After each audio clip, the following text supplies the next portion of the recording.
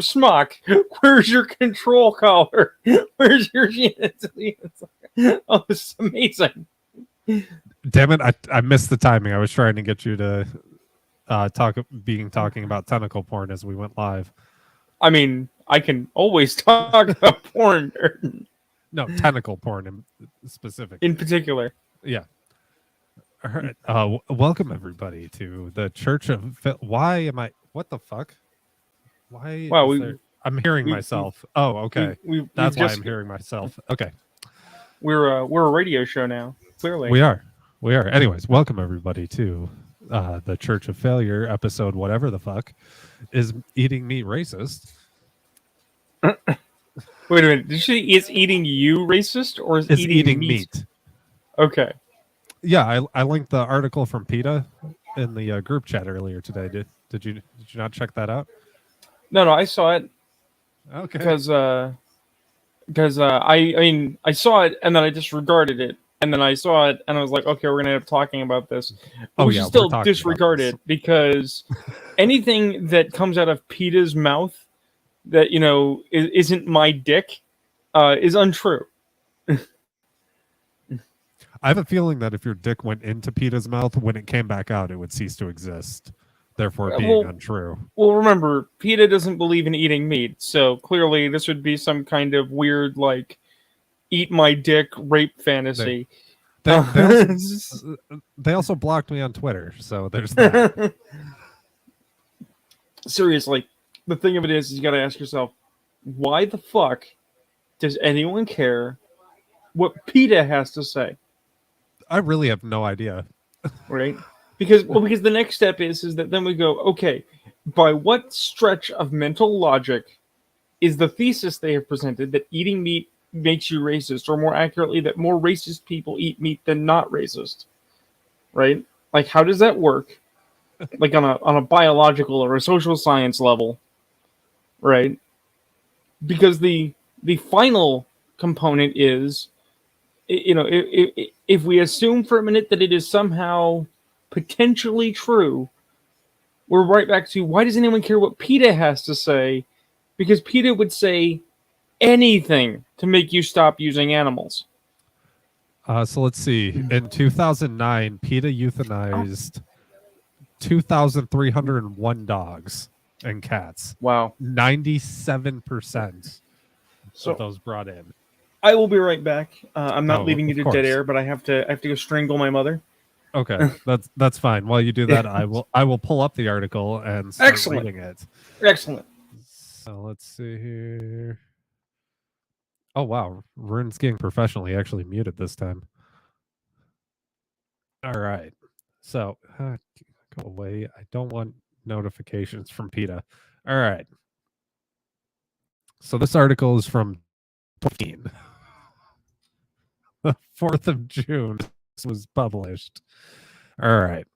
According to a new study by an international team of researchers, your thoughts about marriage equality and racial justice could be linked to your affinity for steaks and sausages.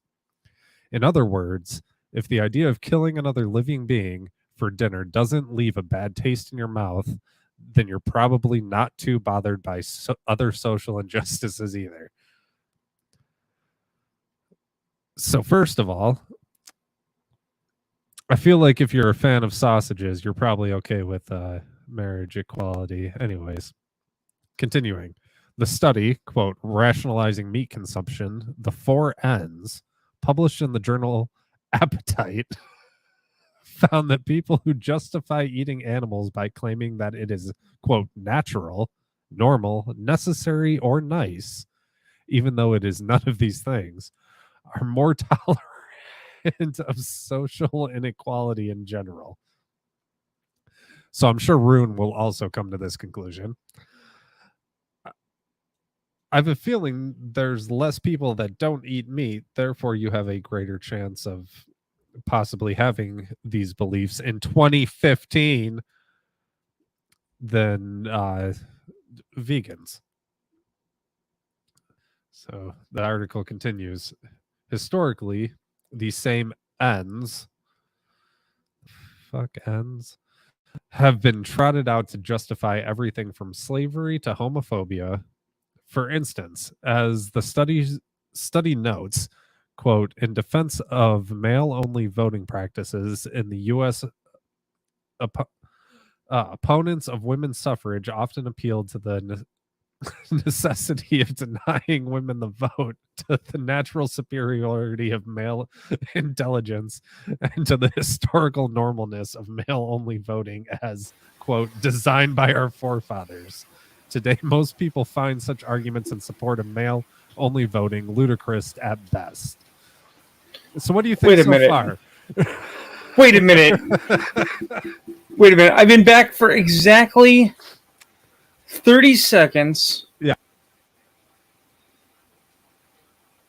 What study?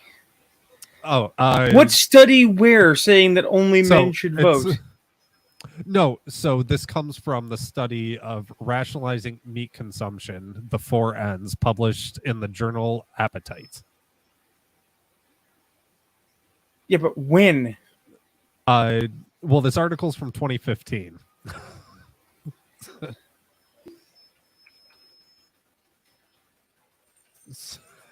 What's the name? What's the name of the study? Here, it should be up on the screen. This study's rationalizing meat consumption, the 4 N's.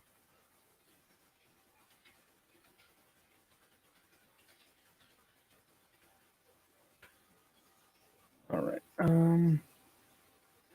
Okay. While you look that up, I'm going to continue reading. I am actually looking this piece of shit up. This confirms what PETA has long maintained. The mindset that condones the oppression of other humans, whether Jews, women's, gays, or people of color. I'm still confused by how people of color is okay, but we can't just call them colored people anymore. It's the same phrase, just with an extra word in it. No, that's the thing, is that the usage of the term coloreds, descending from the 1960s, is now verboten, right? But somehow people of color is okay because it sounds more officious. The plight of the people of color does not sound the same as the plight of colored people. It really does. If you understand the English language, it does. No, it absolutely does. All right. Anyways, oppression of other humans is the same mindset that permits the exploitation of animals. Prejudices of any stripe arise when we start to believe that I am important and you are not. That my interests somehow trump. They use the T word. Those of other living beings. Now, Rune, I mentioned this while you were gone, and I'm sure you would. Okay. You've come to the same thought. Could there maybe be more people that hold these beliefs in the quote non-vegan sector of the population because there's just more of them? I believe it could be so. I have a feeling that's going to be, the answer to why this is. All right, continuing. It's not surprising that meat eaters find it necessary to defend their behavior, which is increasingly coming under public scrutiny. Is it though? In this day and age, anyone who's been paying attention knows that raising and killing animals for food is destroying the planet, wrong, jeopardizing our health, and causing tremendous suffering to billions of sentient beings. In today's meat and dairy industries, animals know little else but pain, fear, injury, and disease. Piglets have their tails and testicles cut off without being given painkillers. Okay. I have the answer now. I'm getting to a crescendo here. All right. Chickens and turkeys have their throats cut while they're still conscious, and calves are taken away from their mothers out within hours of birth. Okay. So this article, available at a place called Science Direct, from a journal called Appetite, which, as far as I can tell, is retarded. Is not a peer-reviewed source of repute. Okay, next time you go to their homepage, it doesn't fucking exist. Okay, and of course we can get into how peer review is circumspect or is suspect now and completely not trustworthy. But the important part here is that I actually have information on who these people are. So the report was comprised by a guy from the Lancaster University Department of Psychology, right? Okay. From I'm already discrediting it. from a person from the University of Pennsylvania Department of Psychology, from someone of the University of Edinburgh School of Psychology, Philosophy, and Language Sciences, and from someone from the University of Melbourne School of Psychological Sciences in Swanson, Melbourne. Okay. So Okay. this international Right. study, as Peter claimed, was a Right. couple of states in Australia. Well, and Scotland. Scotland, okay. But still, the article was received in 2014, revised in 2015, accepted in 2015, and made available in 2015.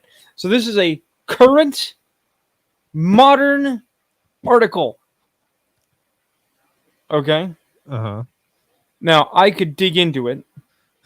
Okay? But first of all, I'm just going to read the abstract. Yes, right? please do. But in the second, I just want to mention, they're talking about the idea of male-only voting, right? In 2015. Yeah. I'm sorry, I live in America. We don't have male-only voting. Women have the vote. They've had it for 100 years. Well, see, that's the thing. We never had, it wasn't technically quote-unquote male-only. The original requirements for voting was landowners. Oh yeah, if we go all the way back to the founding landholding. Now, I'm sure there are those who make the argument that women couldn't hold land, but we know that's not true. They could. There were, during the Civil War era, there were women and black people on the record voting. Right. In this country. So, and most women, so this is an interesting fact that doesn't get brought up during the suffrage movement. Most women didn't want the vote during the time, because with the vote, it wasn't a right, it was a privilege. With that, you had to sign up for the draft, had mandatory bucket duty, and all these other things you had to do to serve the community in order to vote. And a lot of women didn't want to do that. Right. Now, you and I are not going to agree, and that's fine. But there are elements of our early 20th century society that did need addressing in the well-being of women. Okay? There were problems. The idea that in the 19th century a man could beat his wife as long as he used a tool less expansive than his fucking wrist is a problem. Okay? Yeah, but that was the 19th century, not the 20th century. No. I'm saying problems in the 19th that continued into the early part of the 20th. The thing is that by the 1960s, most of those were fucking fixed. Okay? And the ones that weren't worked on, and by the 80s, they were definitely fixed. Well, and so there's a bit of context to some of that. Like, that wasn't a widespread thing that, like, it can't be more than a width of your thumb, then it's okay. No, that was very, very specific regions of the country. That wasn't a widespread thing. For a lot of the country, if you were abusive like that, you were essentially a pariah in your community in a lot of places. What I'm getting at is little things like, if you want to argue that gay people should have the vote, right? Well, they do. If you want to argue gay people should get married, I think they should, right? Well, why does that matter? Because gay people have the right to be in the hospital when you're sick, just like anyone else. But they also, by extension, have the right to be miserable, pay their taxes, and share the weight of, oh crap, you got married, you dumb fuck. All of those things should apply. And that's the thing, is that I disagree on the marriage thing, and here's my reason. Okay. No, this is not a shit post. This is 100% a legitimate point. Feel free. Marriage is a holy, in this country at least, traditionally is a holy religious institution. It's not. No, carry on. I said traditionally in this country. And I'm saying in this country it is absolutely not, but continue. I mean, it kind of is. The government has no business being in the area of certifying marriages. It's called a civil union. They've always existed. Yes, but it shouldn't be a thing at all for anybody. There shouldn't be a government. You shouldn't have to sign a government contract to decide you want to be with somebody. That is a different conversation because at that point we're talking about the question of whether or not a marriage is a religious institution or a fiscal institution about property rights, and that's a much more complicated conversation to have. I only bring it up as the example, right? Anyways, yeah, continue. That in the same way that we would all agree that if gay people should have the same rights as non-gay people under the law, then yeah, women should have the same rights under the law, including all of the expectations of responsibility. All of them. I don't think anybody has a problem with that. And if you do, shame on you. But that brings us to this fun little article, okay? Which apparently, as I have been scanning it, is specifically from this group called Elsevier, which, like I said, their page comes up as, like, Elsevier's page exists, but the appetite page is broken. You can apparently go there to submit your paper. Although, paper. Yeah, but you know, I don't know who these. No, seriously, these people are. We need to submit a paper. Oh, I mean, sure, we can write a paper. Apparently, I'm gonna click there about. Let's do the deep dive before I get to this stupid abstract. What? Hit share screen. So. All right. And then people will see just how many windows I have open and flip their lids. No, you can select a specific tab. The specific tab you're on. Sure.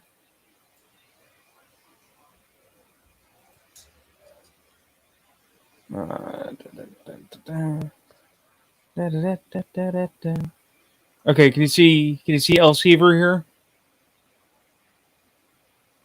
Oh, where is it? Here, let me make a second window here so I can see what I'm looking at. Yeah, okay, I see what's going on. Now I gotta hit the button. There it is. Share. There we go. All right. Yeah. Okay. So this is the people who were presenting this article, whose page for the magazine is now broken. Okay. About Elsevier. Is a leader in information analytics for customers across the global research and health ecosystems. So it's not a school. It's not anything reviewed. It's a fucking paid think tank, right? Our mission: Elsevier helps researchers and healthcare professionals advance science and improve health outcomes for the benefit of society. We do this by facilitating insights and critical decision making for customers across the global research and health ecosystems. Which they reused that term, global research and health ecosystems. So maybe they could have used some of their not money to pay a writer, right? I'm telling you could have a job. Oh no, I've done this job. I've actually written for websites before. People got mad at me. They were like, this isn't what I wanted to say. It's like, no, this is exactly what you wanted to say. You just didn't know how to say it. That's why you paid me, asshole. Like, give me my fucking money.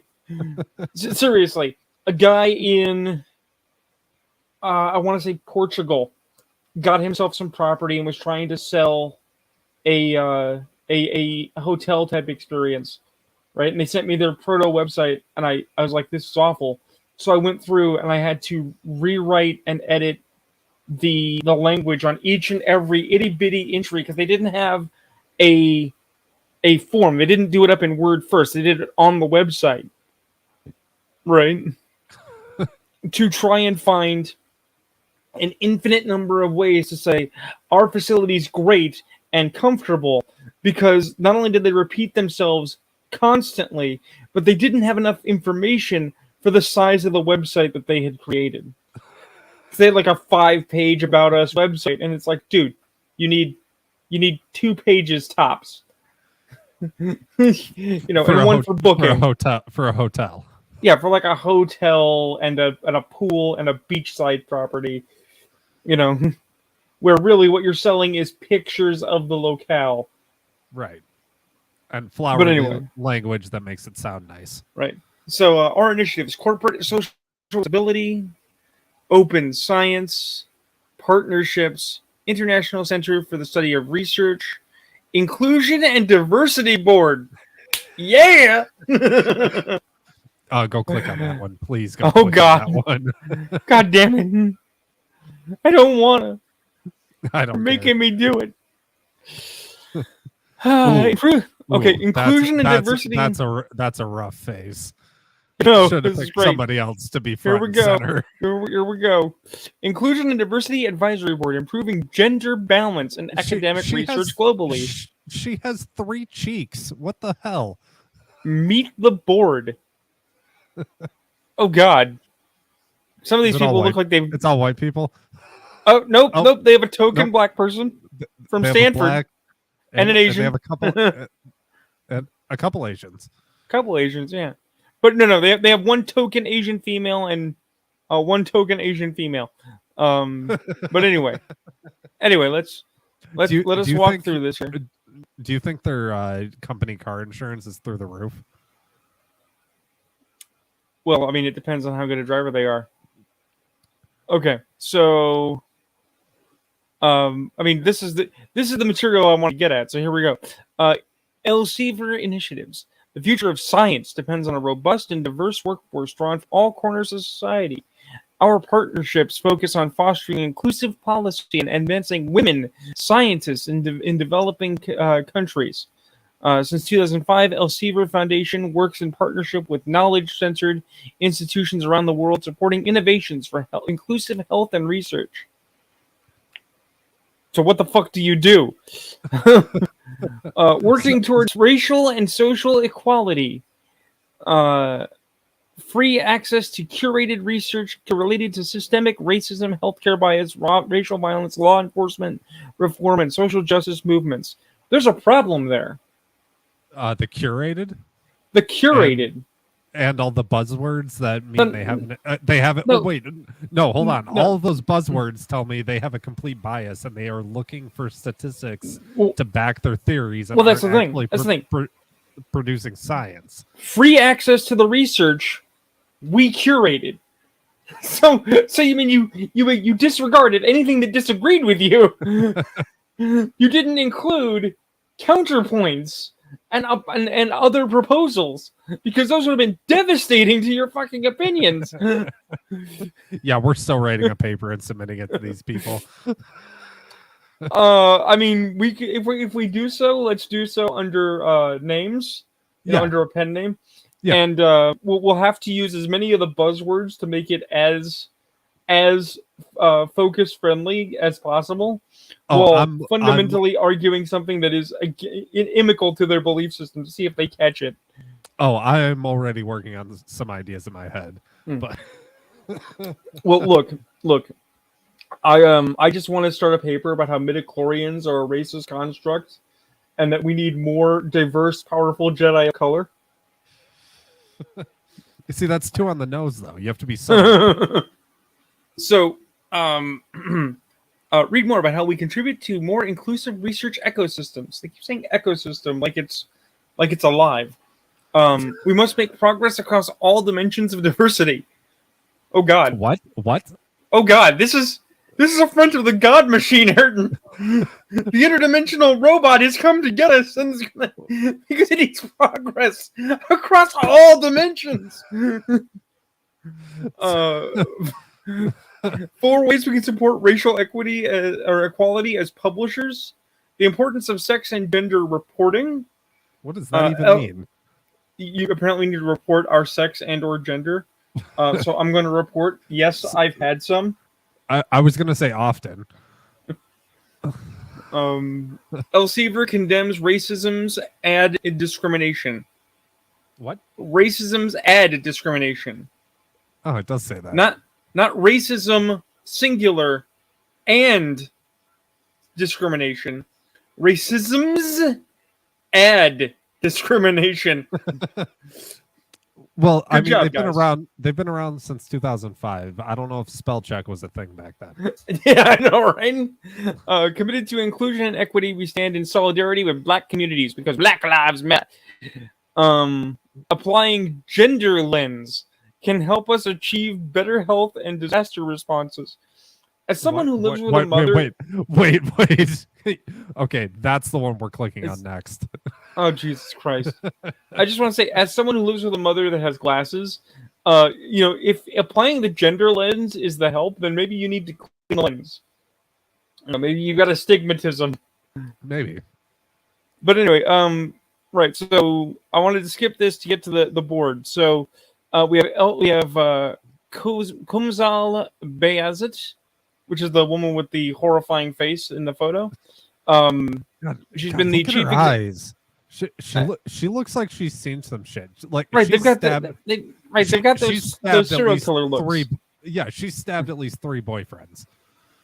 But yeah, she became the chief officer in 2019, and has held multiple positions with Relex since 2004. I don't know what Relex is. And most recently, as the regional president, Europe, Middle East, and Africa at Reed Exhibitions.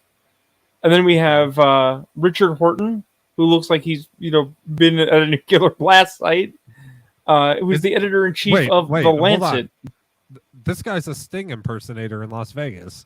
Oh wow, that explains it. But apparently he's editor in chief of The Lancet, which I'm gonna pull up real quick because I don't believe that's a paper of repute either. I suspect The Lancet is. Oh Jesus Christ! What the hell? Oh, there it goes. It took a minute to load. I was thinking, oh wow, it's just a blank page with.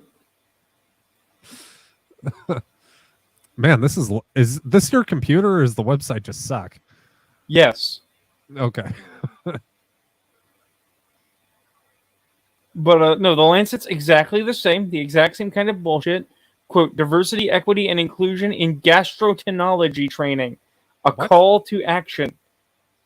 So apparently there's not enough equity and inclusion in people that want to study the contents of your bowel to determine if you have a problem. Gastroenterology needs more brown people. At least take me to dinner first. Jeez. I know, right? So let me click back here because I wanted to walk through those are the co-chairs. So they don't have a chair; they have 2 chairs. Which I guess would be Ms. Doom and Mr. Yes Man.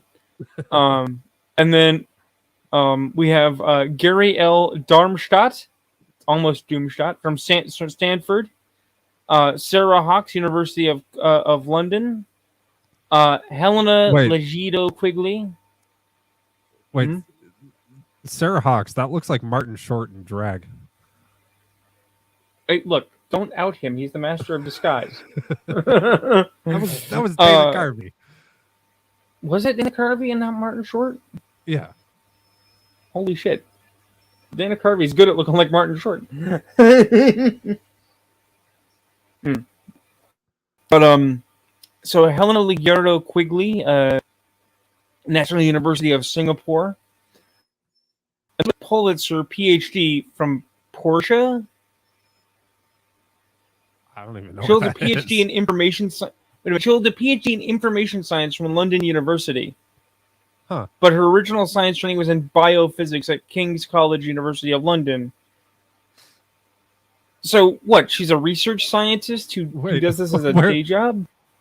Wait, where she was introduced to social responsibility of science through a course set up by Maurice Wilkins. Maurice Wilkins. Right. So then we have Londa Schieber from Stanford. We have Martina Schrader from the Technical University of Berlin and Fraunhofer Center for Responsible Research and Innovation. So literally, this woman went to a brainwashing camp to be brainwashed. Hey, because Berlin's gotten nicer since the wall came down. All right. I'm just saying, it argues here that it's a technical university, which is like what, ITT Tech, Does that mean it's right? technically a university? It's technically a school with accreditation, yeah. But then she specifically studied at the Center for Responsible Research and Innovation. Responsible to who? Researching what? What innovations has the CRRI come up with? I would like to know. Okay? And then it's worth pointing out that she was the head of the Department of Gender and Diversity for this in organizations for this alma mater. So literally, she's the head brainwasher of Brainwasher U. Man, Germany hasn't come a long way. Look, they said the camps are schools now. Everybody said we don't like summer camp after 15 years. It's a day camp now. So Hannah Valentine, Stanford, Mikio Owatabe from Japan Science and Technology Agency, Tom Wilton, Imperial College London, Ning Yan, Princeton. You know, the overwhelming majority of these people are from Stanford. All right, well, it's time to bulldoze Stanford, I guess. I guess. We'll get back to the all right, do you want to do gender lens, or do you want to read the? Oh, we're doing the gender lens. All right, gender lens. I want to point out this is the most intellectual thing we've ever had. Isn't that saying something? It's sad. It's like church is not here, Larry's here. What are we doing? We're digging into this. We're going deep, deeper than anyone who's ever written on any of these papers has ever been. Yeah, that's right. Everybody lube up. We're going in deep. All right. By the way, this is still from Elsevier Connect. So this is all them on their site talking about how cool they are. Okay. Applying gender lens can help us achieve better health and disaster responses. Gender Summit founder. The 19th Gender Summit with free virtual participation will bring together experts from around the world to accelerate the implementation of the UN SDGs. I want to point out this is a photo from the Gender Summit 6 from Asia Pacific 2015. So, like, this site hasn't done shit for 6 years. Fantastic. 6 or 7 years since they actually can't do anything of note. Right, so they're talking about their gender summit.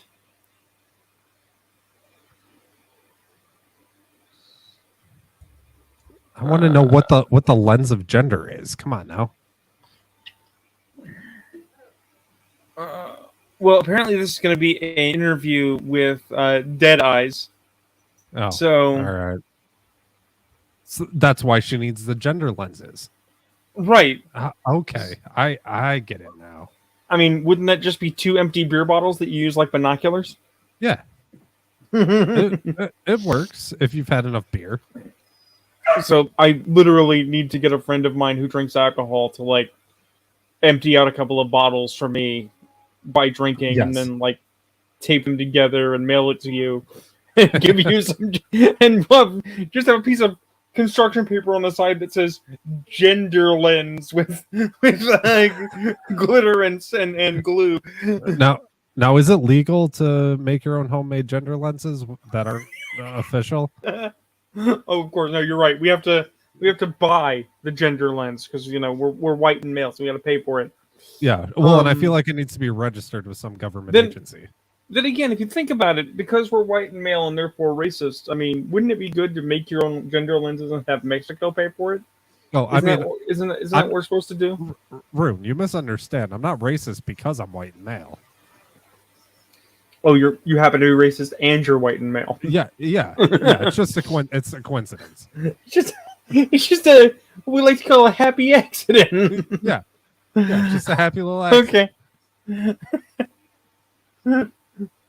Oh, you heard it here first, folks. Ayrton is actually the unwanted love child of Bob Ross. Yeah, because he called him the happy little accident.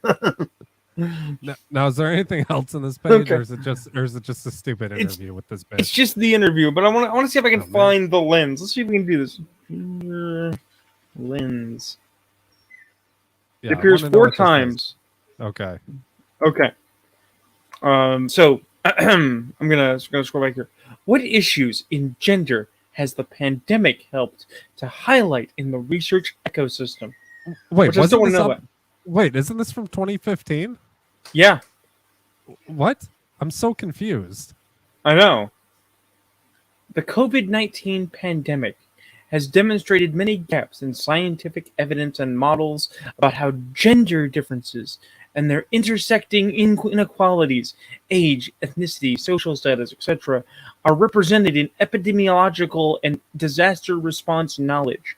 How limited, because of inherent biases, is the capacity of science knowledge to inform policy decisions to effectively respond to disaster situations, and how important it is to produce really good and unbiased behavioral science to understand cultural effects driving societal and individual responses to a crisis.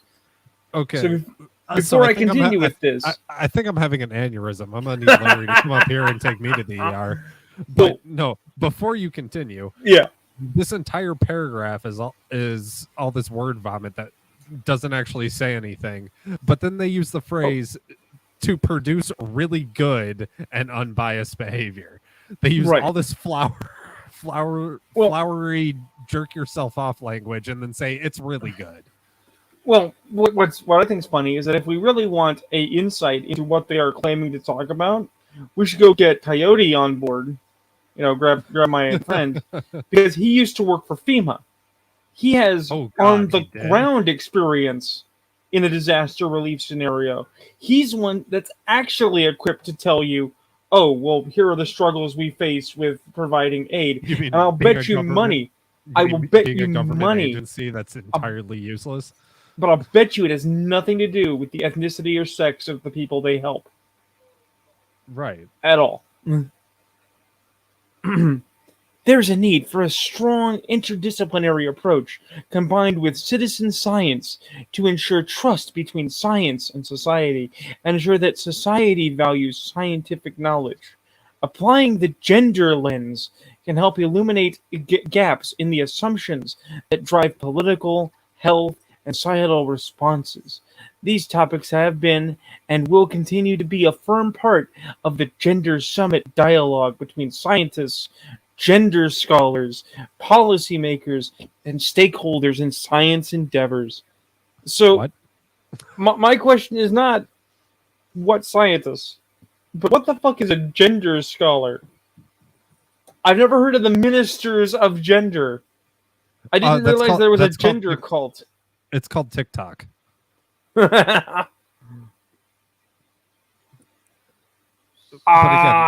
Okay. So to answer your question as to what it is, first of all, genderless is a buzzword. Okay, obviously, thank you. But it's here. It's one of the people from this place, Elsevier, quoting someone from Elsevier.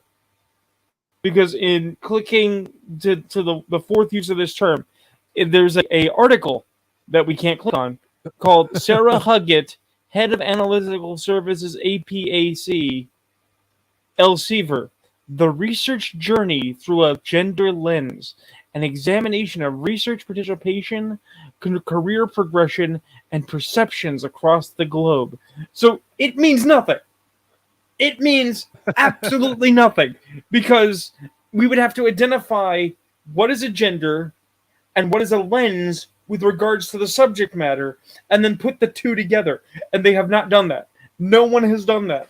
No one knows what this means. If anyone is watching this stream, and I know you're not, but if anyone is watching this stream, please tell me what a gender lens is. I want to know. I'm gonna Google it and see, and go to images and see what comes up. All right, while you do that, I'm going to read this abstract. We're right half hour in. We're right back around where we started. Wait, we're going to find out. Hold on, I found something. Okay. Gender lens investing is a strategy or approach to investing that takes into consideration gender-based factors across the investment process to advance gender equality and better inform investment decisions. So basically, just selling shiny things to women because they're dumb. No, I've heard about this. It's a well-known paroxysm. I thought you would have heard this one. Have you not heard the axiom, Ayrton? Which one? Women are like fish; they're attracted to shiny, dangly objects. No. For the obviously, if that's what gender lens is, then the answer is go woke, go broke. Oh yeah. So, this is the abstract to the PETA thing that we started this with a half hour ago. We're finally getting back to that. Yeah, right. Recent theorizing suggests that the four N's, that is, the belief that eating meat is natural, normal, necessary, and nice, are a common rationalization people use to defend their choice of eating meat. However, 1A and 1B demonstrated that the 4N classification captures the... I'm sorry. I've missed a sentence because it's fucking retarded. However, such theorizing has yet to be subjected to empirical testing. 6 studies were conducted on the 4Ns. Studies 1A and 1B demonstrated that the 4N classification captures the vast majority, 83 to 91%, of justifications people naturally offer in defense of eating meat. In Study 2, individuals who endorsed the 4Ns tended to objectify, dementalize animals, and included fewer animals in their circle of moral concern. And this was true independent of social dominance orientation. Subsequent studies, 3 to 5, showed individuals who endorse the 4Ns tend not to be motivated by ethical concerns when making choices, are less involved in animal welfare advocacy, less driven to restrict animal products from their diet, less proud of their animal product decisions, and tend to endorse speciesist attitudes, tend to consume meat and animal products more frequently, and are highly committed to eating meat. Furthermore, omnivores who strongly endorse the 4Ns tended to experience less guilt about their animal product decisions, highlighting the guilt-alleviating functions of the 4Ns. We just went through how all this El Cibra stuff is bullshit. I think I just had a stroke. You did. Okay. But we're in a weird situation. This is beyond the pale. This is welcome to the Twilight Zone, Ayrton. I think that abstract just gave me COVID. It gave you cancer in your micropenis. But here's the thing: I have to defend these assholes. Why? So El Cibra is garbage. Yeah. Okay, we just went through why they're garbage. Why they're a nest of wokey trash, and yet nothing in their article actually posits a connection by the abstract between meat eating and racism. They do assert that meat eaters are more speciesist, i.e., humans are more important than animals, right? Yeah. And they posit that the people who believe in the 4Ns, which I think is a fucking folk wisdom anyway, trend to not think about this problem as a problem because it's not a problem. So and it's obvious. Though. It's obvious that this article itself is garbage, but PETA is lying about what this article says. They're literally lying about a garbage article. See, but I'm curious though. So, growing up more in the country and stuff around hunting and whatnot, I don't know anybody that claims it's nice as part of their four ends. I think necessary to sustain yourself, but I've never heard somebody saying it's nice to shoot a deer, but it's better for you and it helps call herd populations, and there's a whole host of reasons why hunting is a good thing, but the main one is it's healthier.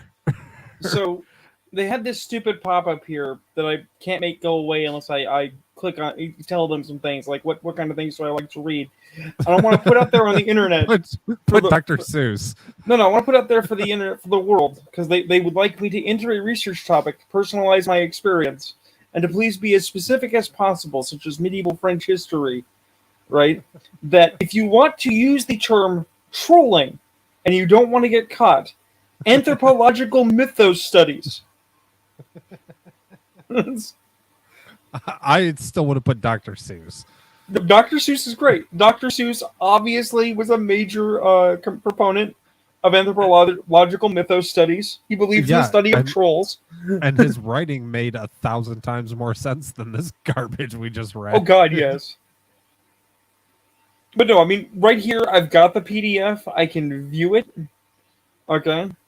But the thing is that, well, first of all, as I'm thumbing through it, it's not structured like an actual academic paper. There's a lot of sides argument, and there's a lot of bloviating and not a lot of numbers. Well, also, I mean, there are numbers, but it's also our study shows their study, right? And it's like, no, you can't presume their study correct, therefore my study correct. You have to show evidence as to why you're correct. Yeah, you know, how you derive your information from your own experiment. This is all because Appetite is not a peer-reviewed, even if it is peer-reviewed, it's not a article of repute. It's some bullshit. I mean, so's the CDC, but... I mean, sure. But what I'm getting at, though, is... Wait, what? As a for instance, here they have table 3 for their study between the 4 ends and other factors, and they're like, okay, so 71% of people are pro meat, 58% of people are deny meat, 34 are the dichotomy, which we can assume is nature, right? What? 78 are fate. It's the fate of animals to be eaten. Who the fuck says that? 49 are religion, 84 are health, and 70 are hierarchy. Hierarchy. I feel like some of this they extrapolated from answers like that I would give. Like, well, yeah, I mean, you have predators and you have prey animals. Right. So yeah, some animals are meant to be hunted and some are meant to hunt. Well, all right. Let's take that for a minute. So option 1 would be that you're describing the dichotomy of predator-prey relationships, right? But I can also completely see them taking that and breaking it into 2 answers, because you're both saying the predator-prey relationship and you're saying and they're fated to be eaten, and it's like, but no, because if we're talking about the well-being of animals, just deer is the excellent example. We hunted wolves to near extinction. Right? And now deer populations are out of fucking control. So some predation is actually good for the prey animal. So and actually what's crazy about that is they reintroduced wolf populations in northern Michigan a few years ago, to the point that the wolf population is starting to get out of control. And so they had to open up wolf, like a limited number of wolf tags every year, right? Because they're attacking livestock. They're getting into things. They're becoming nuisances like coyotes in certain parts of northern Michigan. You mean hungry wolves are going to go after the food that you put into a caged box and put up a sign that says "food here"? Yeah. No shit. So yeah, it's this wild thing that so the deer and elk populations were exploding, at least in the region I'm talking about. They reintroduced wolves. Now the wolf population is exploding, and we're having the same problem. Well, in this area, they took wolf off the endangered species list and less than a month later they put it back on because fucking farmers in this area just could not wait to get their dick out of their pants and take shots at wild animals because they said the wolves are eating our livestock. And then when they actually checked the wolves, in the post-mortem, it's like, the wolves you just fucking killed and the entire pack that you just destroyed that we just reintroduced to the wild, no evidence of any livestock in their gut. You killed wolves for no reason, you fuck. So, there's that. But anyway, the ultimate for this hour-long investigation or expose into PETA is PETA's full of shit. And it's bad. It is bad when you have to state that they are being disingenuous about somebody else's disingenuous bullshit. They had to lie based on someone else's lies to have a point. Which is fantastic. I love it. It's like Schrodinger's bullshit. Is right, or is not this a box full of bullshit? Well, it might be. So, what do you want to do next, Rune? Article from National Review: The Woman King's history is worse than I thought. Or chess grandmaster accused of using sex toy to cheat against world champion. Oh. Those are your options. You have to choose one of them.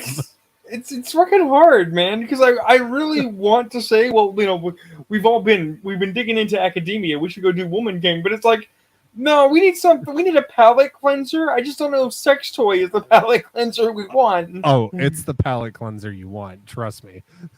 Did you not see this story? All right, no, I saw it, but I didn't click through. Oh, okay. Here we go. I'm bringing it up. Oh, here it's going to be up on screen. I mean, yeah, you're going to make it on screen, but I can stare at it as well. All right. Chess grandmaster accused of using sex toy to cheat win against world's top player. So St. Louis, Missouri. TND, whatever that means. Rumors are circulating that a 19-year-old chess grandmaster used vibrating anal beads and artificial intelligence to defeat the world's current top chess player, Magnus Carlsen. So just on the offset, what are your first thoughts? All right, so let's assume it's true. Let's just assume, okay? The kid used AI. It's rumors, so let's just stick with the rumor of it. Oh no! We're stating it's rumor, but I'm saying let's assume for argument the rumor is true. Okay, I get AI. I get the idea the kid used computer algorithm analysis to figure out how to play against the guy, because that makes sense. That's actually been done for decades. If anybody is familiar with the website Down the Rabbit Hole by Frederick Knudsen, he does a video on Deep Blue, the chess machine. It's really interesting. Yeah, that's a really good one. No, my question is, who had the anal beads? Who used the anal beads? Did the kid? Did the 13? I'm saying no. That's what I'm saying. Did the 13-year-old have the anal beads? And was activating them at some point to tell him what to move or something? Or are we actually arguing that Magnus was using the anal beads and somehow the 13-year-old was controlling his anus to make him play bad? What's the setup here? What's the Ocean's 11 on this scam? Did they sneak the beads in? Did he agree? Was it a fix? Is there money traded hands? Rune, you don't have to sneak anal beads in. It's pretty easy. No, but so we'll continue in the article and answer some of your questions. Yeah, what's chess prodigy Hans Niemann, 19, fiercely rejects the accusation that he cheated to win over Carlsen on September 4th at a tournament at the St. Louis Chess Club. Before his loss to Niemann, Carlsen, 31, boasted an impressive 53-game winning streak, according to the New York Times. That's really good. No, I mean Carlson's the obvious question is: was Carlson edging for all 53 of those wins? well, no, it'd be Neiman. It'd be Neiman. It would be the one that was doing it. Okay. So Carlson's loss reportedly occurred during the Sinkfield Cup, Yeah. the final leg of America's longest running chess tournament that features a 350,000 total prize pool. Carlson is a 5-time chess grand champion and was made famous after being a chess phenom. Yeah. Okay, since the age of 13, according to the Riverfront Times, which adds that a documentary film centered on him titled Magnus helped the chess players fame. I think they mean fame. They meant fame, but I mean, hey, no, it could be fam. He could be, he could be spreading that chess seed. Yeah. So help the chess players fam spread from just the typical chess enthusiast audience. I mean, it would explain something. It would explain about the anal beads if you're spreading your fam. So sorry. What's slightly amusing and a non sequitur about that? Just the fact that they said fam. So as a musician, right? Yeah. Been playing like regularly in front of people for like 15 years. If somebody puts what's called a lead sheet, which is essentially like the song lyrics and chord changes and dynamic changes and stuff in front of me, I can sit there and play it. I will play everything that is right in front of me, including if somebody accidentally makes a typo on said lead sheet and puts a wrong chord that is not even remotely close to one that would sound good in the show or in the performance. In matter of point, I'm essentially Ron Swanson when it comes to music. If you put it in front of me, I'm playing what you put in front of me. In matter of point, if we want to segue into something else later, so it's like off stream, I tried my hand at some songwriting recently as an experiment, and had to actually parse out the syllable counts, right? And as I was putting it together, it's like this looks pretty good. But my brain kept going, what is the actual preferred poetical structure of a song versus a poem? How many syllables is too many? How many syllables is not enough? It's literally with music, you can make anything work to a melody. Right. So, and that's the thing is, I was thinking like I showed this to somebody and they said, "Oh wow, it makes sense you're a metalhead." I went, "Okay," and then I went like, "I should show this to Ayrton and see what he can do with it because you've said before that your thing is not the words. You can't do the words, but you're the you can make a tune. You can turn a thing around with the instrument. So maybe between the two of us, there's a thing."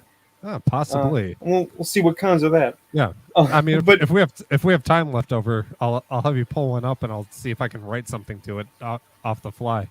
Anyways, sure. Following his loss to Neiman, Carlson shockingly withdrew from the tournament.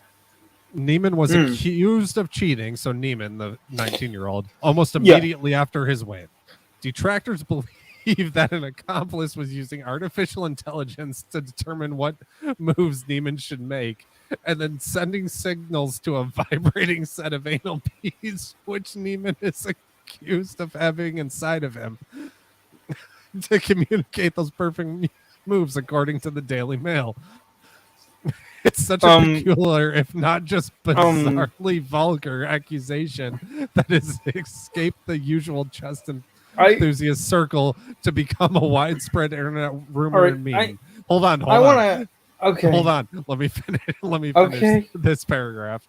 Okay. Billionaire Tesla and SpaceX CEO Elon Musk even joked about the accusations, but has since deleted his tweet. However, the tweet Musk was quote tweeting remains up. Talent, and so this is the quote. Yeah. Talent hits a target no one else can. Genius hits a target no one can see because it's in your butt.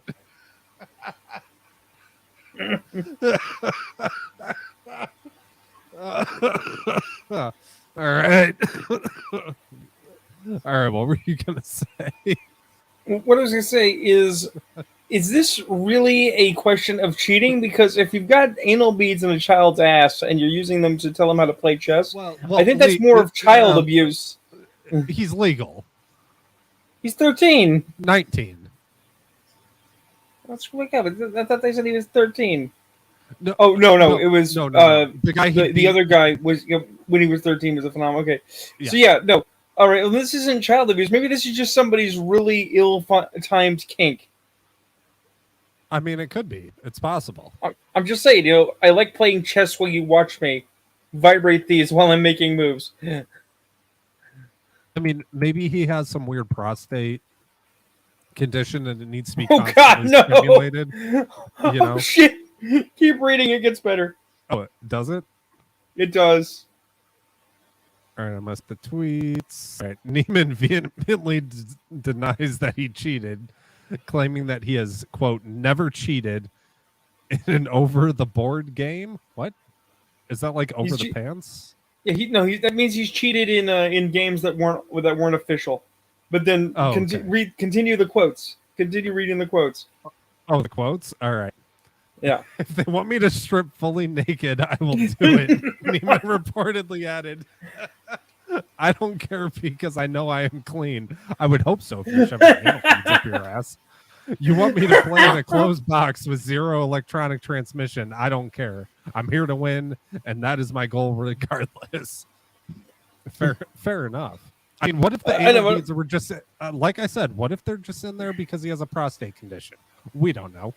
Right. And as the New York Times reported, though many accused Neiman of cheating, no one provided concrete evidence. However, it does appear that Neiman was previously banned from online chess websites for cheating when he was 12 years old, something he doesn't deny.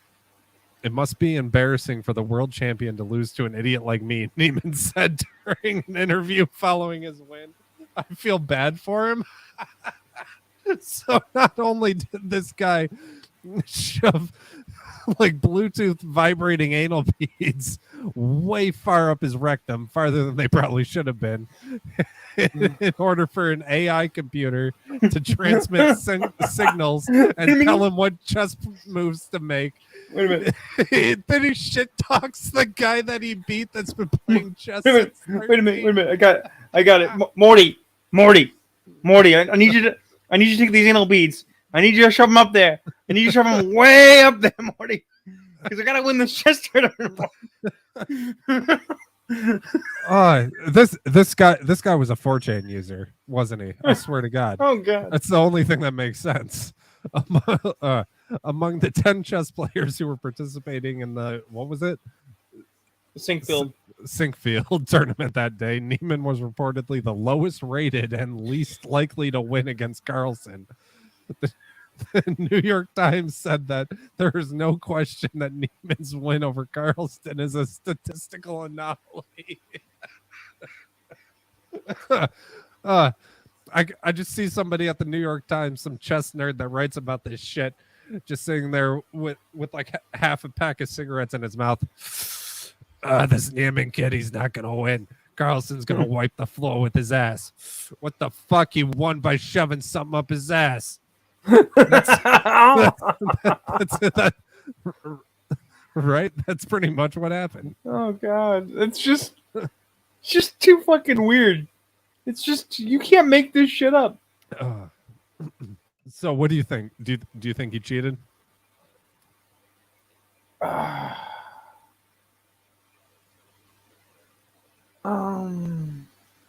After all the evidence, look at it through through the gender lens. Here. Let me pull the gender lens up for you. I'll let you look through it. All right. There's your gender lens. Now look through it. Do you think he cheated?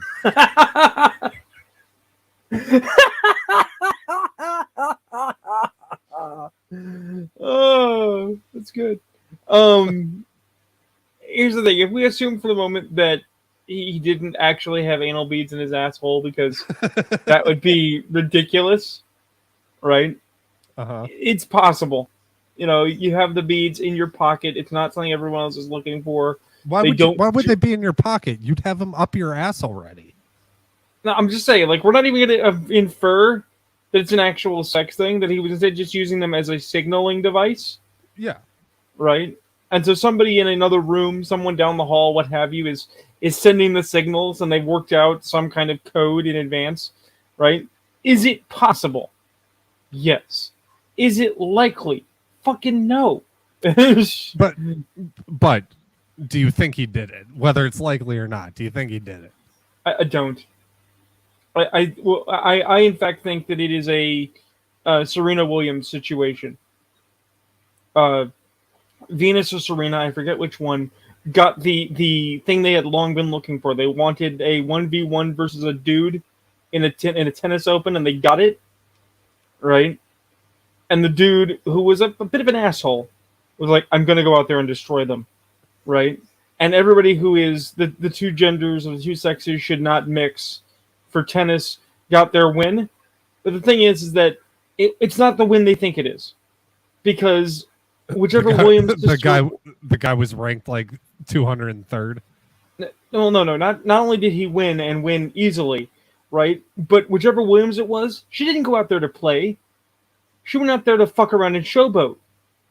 She half-assed it, and he fucking owned her face. Right? And I've always felt like, no, if you talk shop, man, you better go to win. Right? That's fair. Same token, similar thing, absolute shit venue. Do you remember that old celebrity boxing show? Vaguely. Right. They got Tanya Harding, right, an actual Olympiad, versus Joey Buttafuoco, which is fucking retarded, right? Joey had spent, 10 years in prison, right? I'm not even inferring that he was ripped. I'm just saying he spent, jail time, right, for being a big, violent Guido who hits his wife, right? And then you got Tanya. Tanya is a failed Olympiad who was involved in a sex conspiracy to take out her competition with a lead pipe and got caught, right? She actually went at it serious. She went with the intent to fucking play, right? She fucking trained and it was actually impressive. She gets in the ring and Joey Buttafuoco basically picks her up and throws her around like a rag doll, right? For 3 minutes.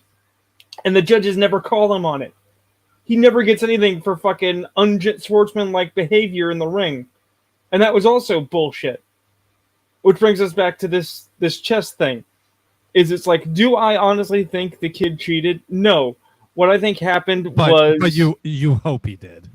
I mean, I hope. But what I think actually happened was that Magnus Carlsen went out, thought that he had a win, and he could just walk it, because who gives a shit about this tiny St. Louis chess championship when he's a 5-time Grand Master?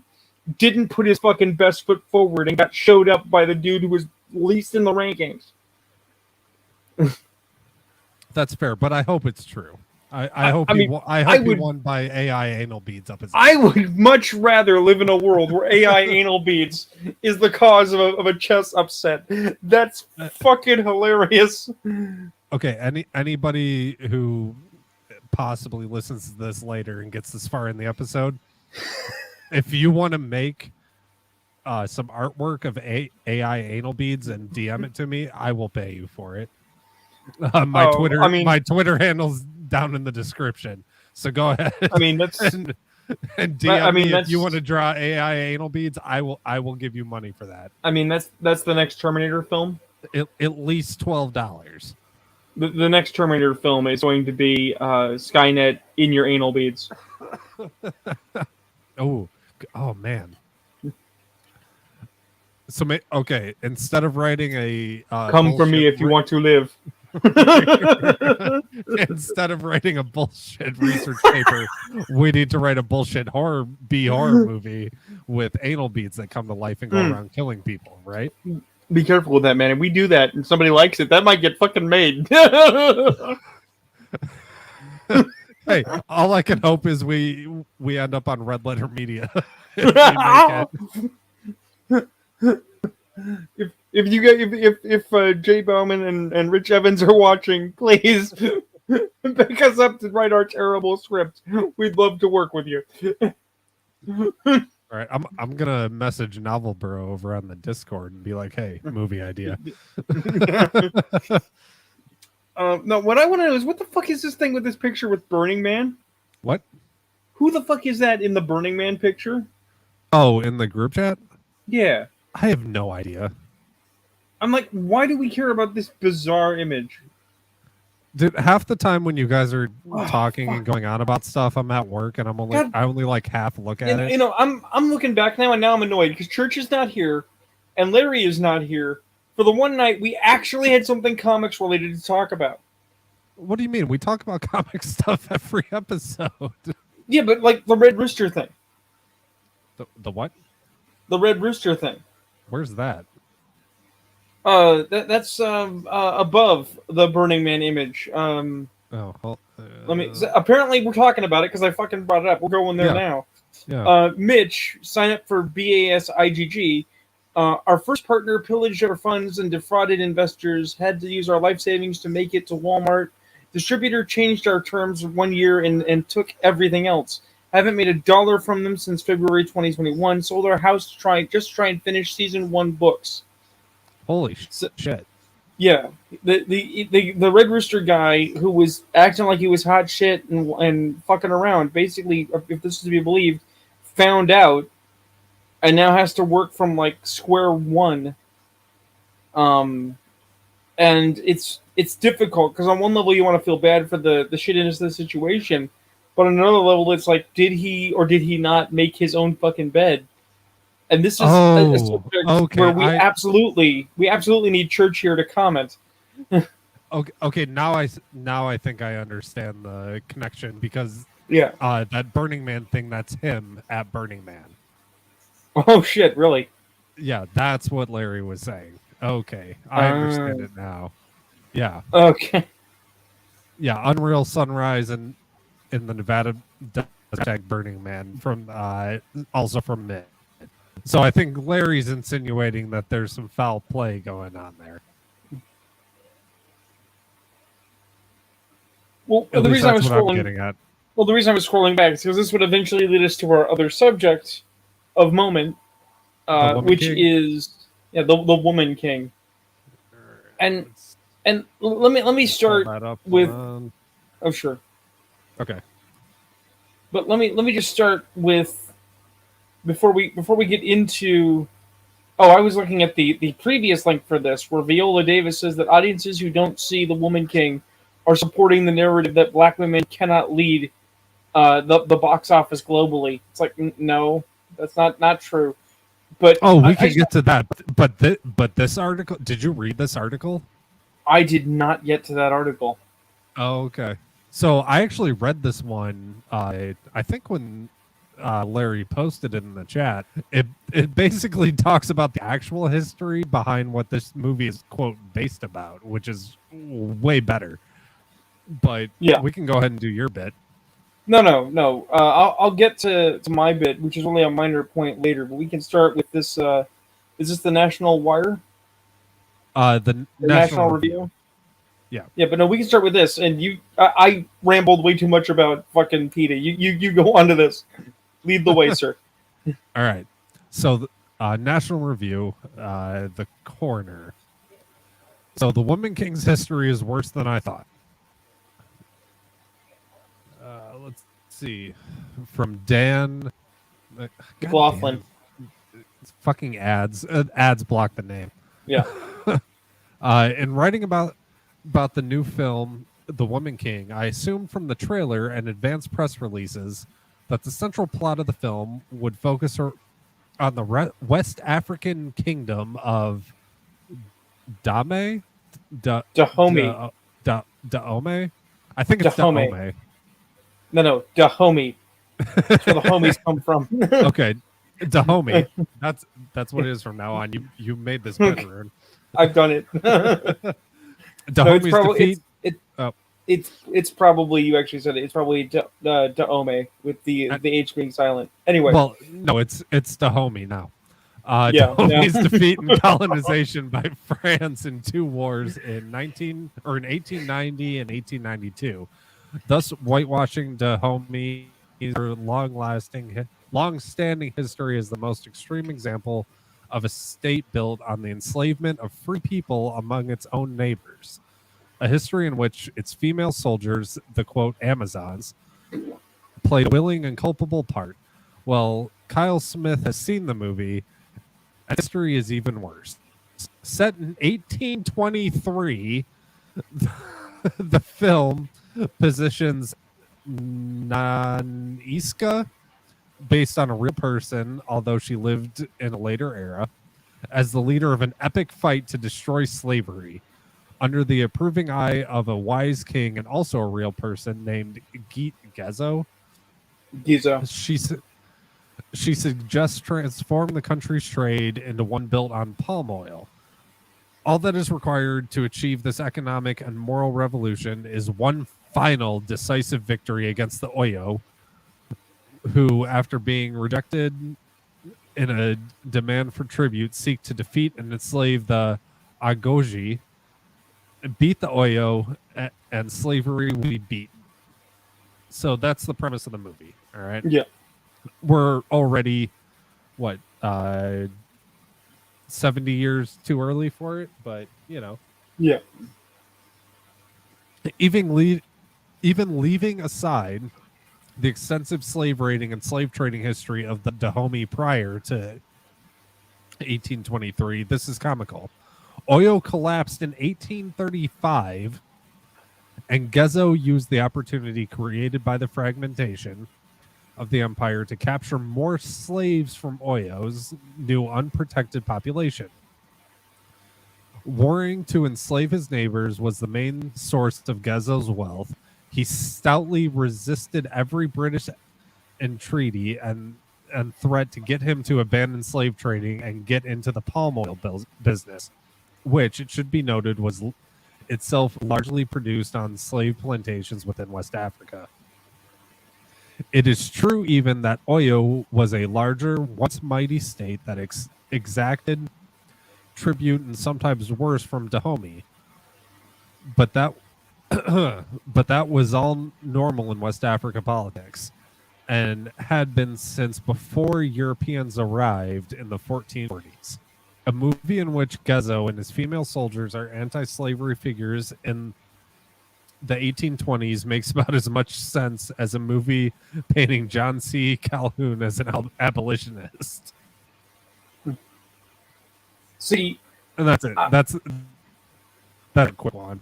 See, my boggle is this, and it sounds like it's a minor thing, but it's really not. So we've had queens, and we've had kings. Yeah.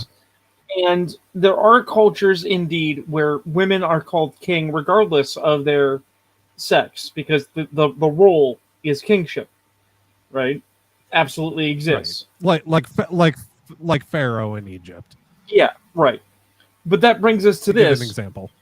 Why is it that in a movie specifically about African rulers, we must also specifically call it the woman king?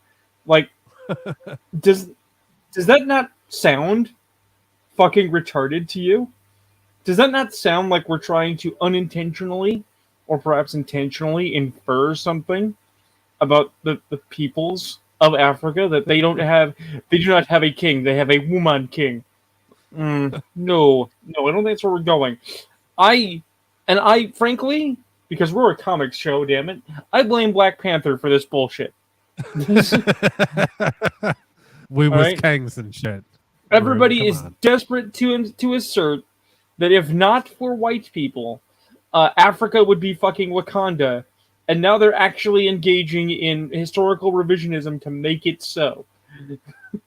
So this is actually kind of interesting. I looked up Gezo on Wikipedia. Let's see, was the king of Dahomey from 1818 until 18. Wait, no, I'm sorry. Did you say he was the king, homie? Yeah.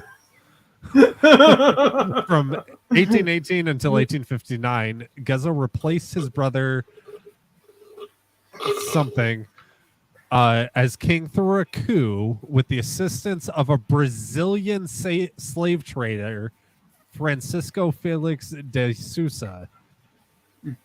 So I just want to point out, right, we're here in America, we're, the Civil War, that's, a thing that happened, and it's a big thing, and they talk about it and teach about it way too much and don't go into the actual historical context and significance of what actually happened.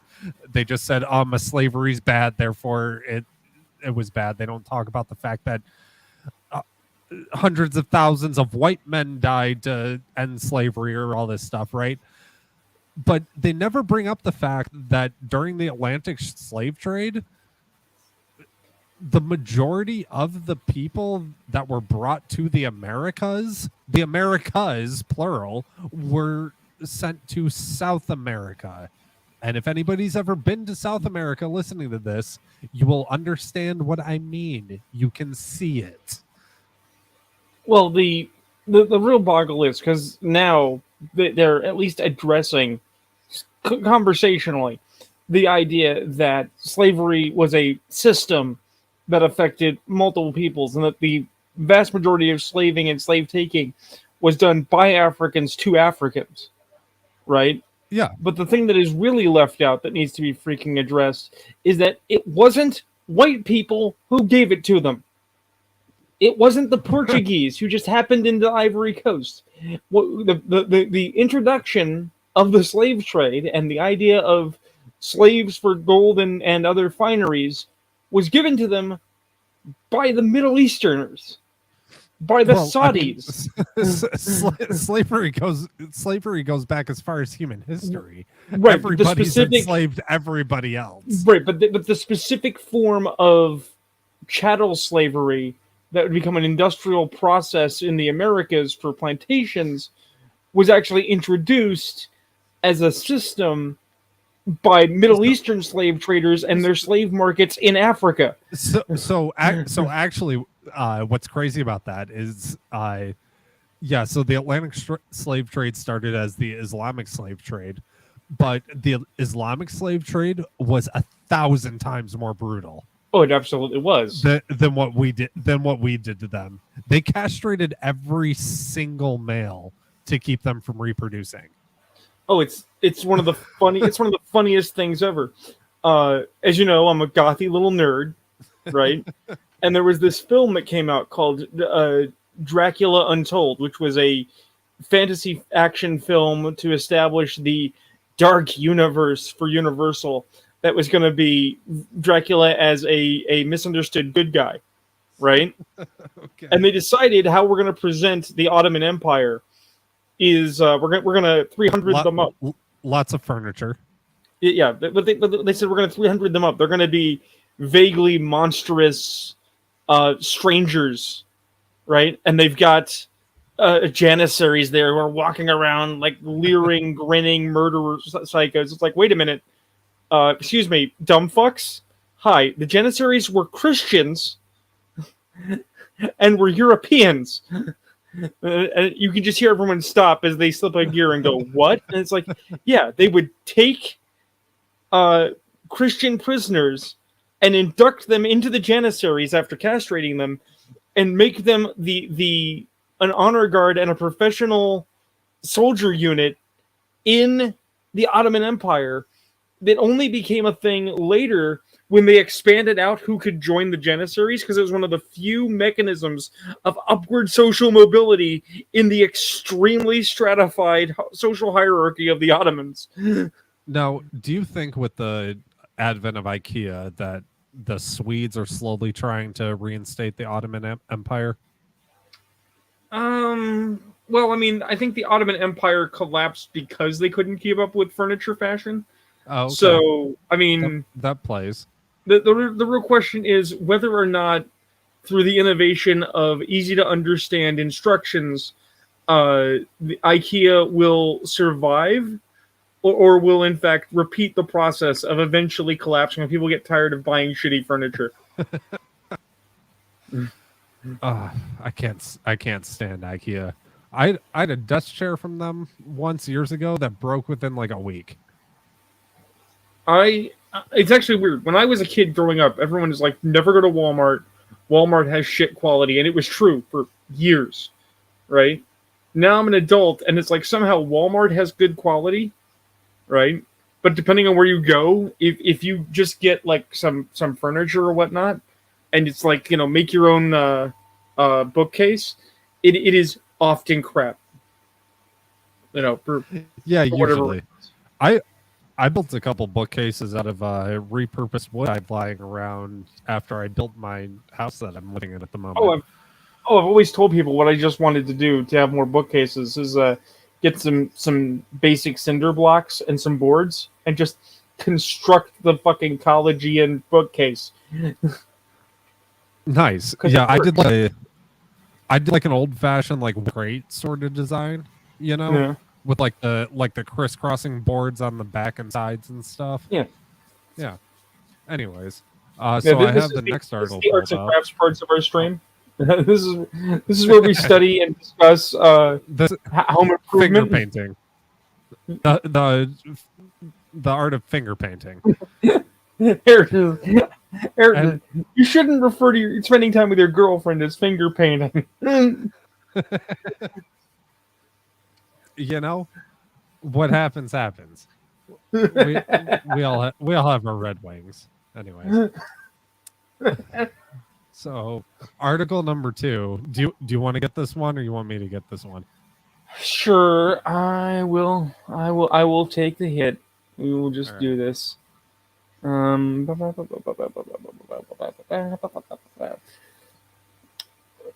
mean, we're still talking about this fucking retarded movie. Viola Davis says that. Damn it. Viola Davis says that audiences who don't see The Woman King are supporting the narrative that black women cannot lead the box office globally.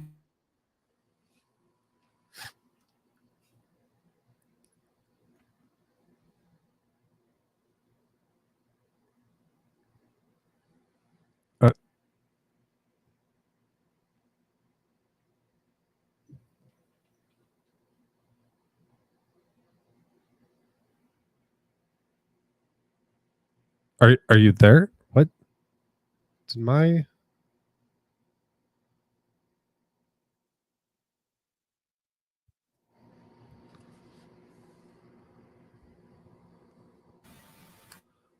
Damn it, freaking ads. Oh, they define me. Can you hear me? All right. Hello? Yes. Okay. Sorry, yes. All my stuff just went out of nowhere. Anyways. Sweet. All right. So hold on, let me get according to let me get your stream up. Okay. Go ahead. I mean, we're both trying to do the same thing, so it works out. According to Star, Viola Davis, any audience member who declines to financially support The Woman King and see the film in theaters is supporting the narrative that black women cannot lead the box office globally. I'm sorry, Matt. I can't tell me how to spend my money. Set in the historical African kingdom of Dahomey, now modern-day Benin, during the beginning years of the 1820s, The Woman King tells a fictionalized version of the 1823 Dahomey Revolt, focusing on General Nancia Davis and her all-female Agoji warriors as they fight to liberate their state from the subordination of the rival Arroyo Empire. So 2 things right off the top before we continue. 1, who said they're Amazons? Because that's a huge thing. All right? And then the second... That was in the article I pulled up too. Right, but that's the thing, is that they shouldn't be Amazons. If they're actually calling them Amazons in this film, that's a fucking massive mistake. But also, wait a minute, I thought we were just told that the revolt in question happened 70 years later? Yeah. So what 1823 Dahomey revolt? That's what why I wanted historical to revisionism? Okay. Despite the real world Dahomey kingdom having heavily participated in the era's Atlantic slave trade, slavers regularly take humans from neighboring tribes by way of war or specifically targeted restocking raids, and either selling them off to the Europeans or keeping them as personal property, with the practice only coming to an end thanks to the intervention of the British Navy. Reviews of the soon-to-be-released film indicate that the Woman King will handle the subject by depicting the protagonist, General Nasia, as the leading voice in opposition to the practice. Why? Why? What? She is a war leader in the social hierarchy that has benefited from the social hierarchy. So what's her problem with it? She's benefiting from it. I'm mostly curious about these stills they have up. Like, what the fuck kind of armor and dress are they going into battle? What the fuck? Let me scroll back here. I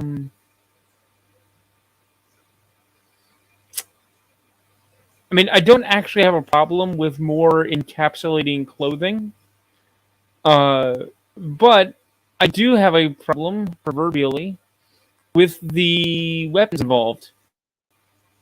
Because arguably, especially if we're talking about a major slave exporter, you'd think the ruling class would have rifles. Like guns is the major import.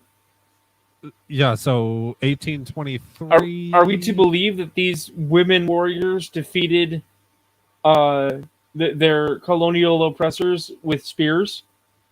Really? Yeah, so they would have at least had flintlock rifles at this point. Yeah. One such media personality was Tyrone Edwards, a current co-host of the Canadian entertainment talk show E-Talk, who not only praised the film's directed Davis during its September 12th premiere at the Toronto Film Festival, but also inquired as to her thoughts on how audiences can prevent the hype from surrounding The Woman King and other black-led movies from being just a moment. This is because I'm sorry, I skipped a paragraph. However, regardless of this particular stain on the kingdom's history, many reviewers have taken to lauding the film as a highlight of black excellence, with comparisons to Marvel's Black Panther regularly being tossed around in general conversation. And then, some dink in Canada commented on it. Well, Canada's a silly place, but it is.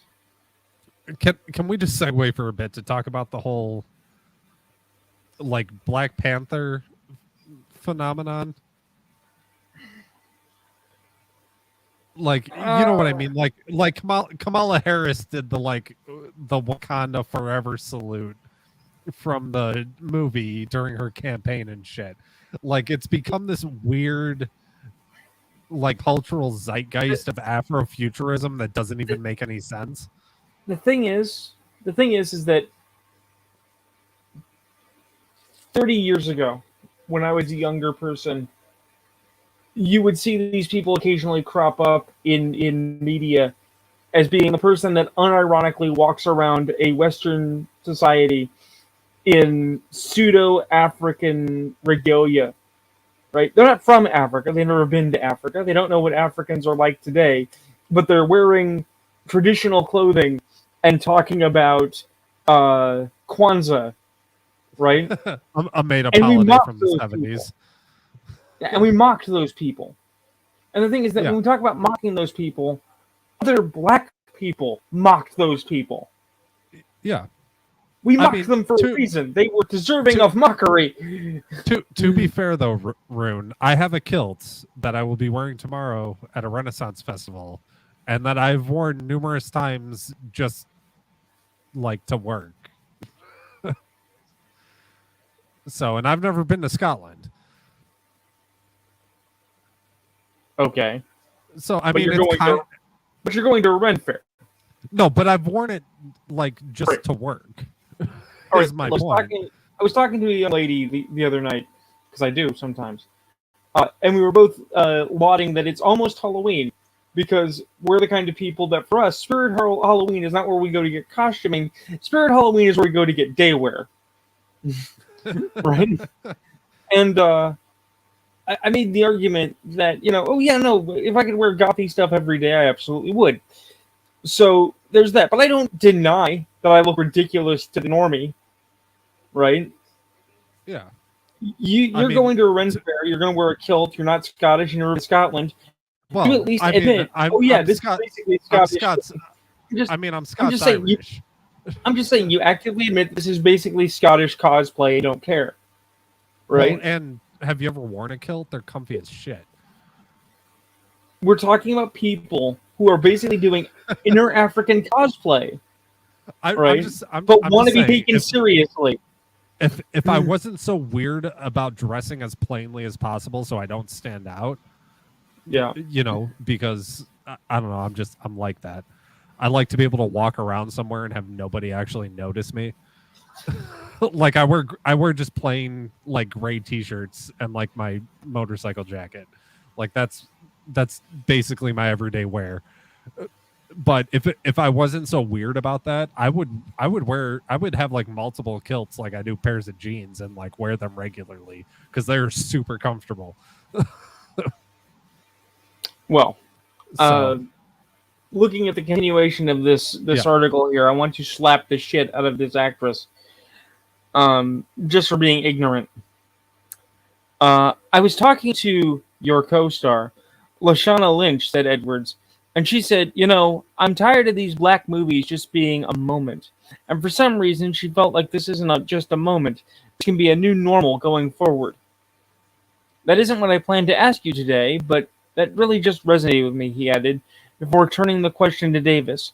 What do you think about that in terms of moving forward and making this normal? Because this carpet feels different to me, and I've been doing this a while.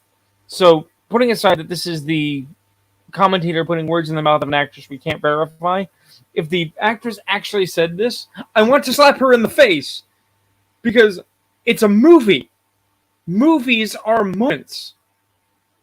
I don't watch a movie and then sit around and go, oh, I feel changed. My life is different. I have to rub my nipples now. It's like, no, it's a movie. It was a moment. It was a fun thing. This is already normal. The fuck? To this, Davis replied, absolutely. I agree 100%.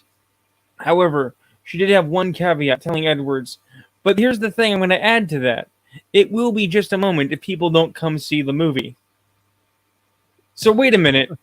The article itself is a fucking lie. Because again,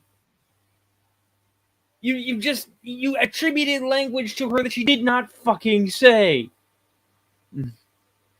Okay, she continued, because you're sending a very clear message to a machine called Hollywood. Hollywood is interested in green.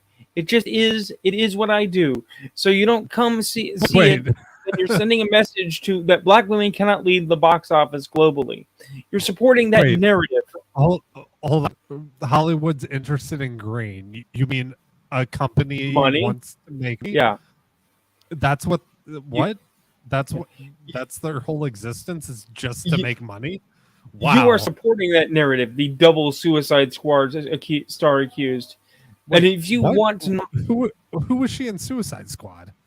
I don't know, but I think the implication is that she was in both Suicide Squad movies, which is not a great claim to your fucking. Actually, you know what? I bet I know who it is. I bet she was Waller. Oh, I think she was. I'll look while you keep reading. And if you want to normalize it, come see the same way you would Black Panther, Iron Man, Spider-Man, any other movie that doesn't have any of us in it, or one or two of us in it. But Iron Man and Spider-Man were good movies. Yeah, by some measure. Yeah, and not because of the ethnicity of the people involved. Yeah, they were just good movies.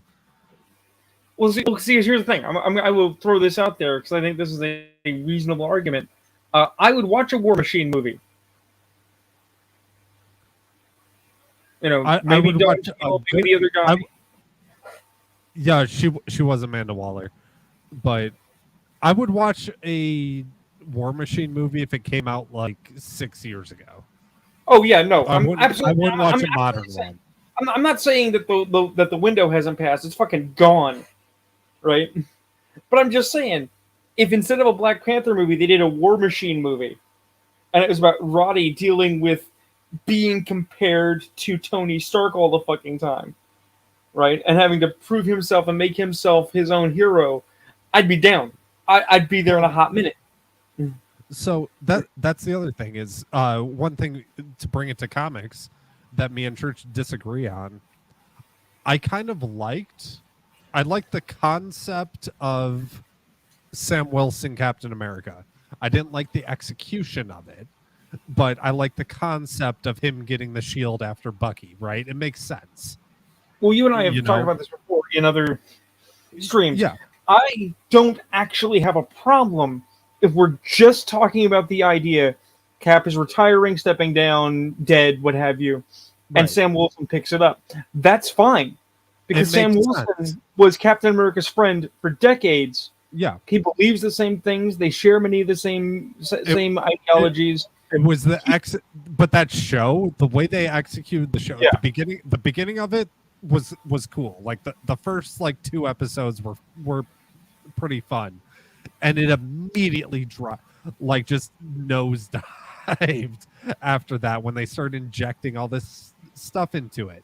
If you had just Sam Wilson, his whole character conflict was living up to being Captain America, right? Like living up to that title and living up to Steve's legacy. That would have been way more interesting than being like, oh, how's a black man has to represent America? Blah, blah, blah, blah. Like that was retarded. But if it was him trying to like basically step into Steve's boots with all these great things he did over all of that time span, would make 1,000 times more sense than what they did with the Falcon and Winter Soldier show.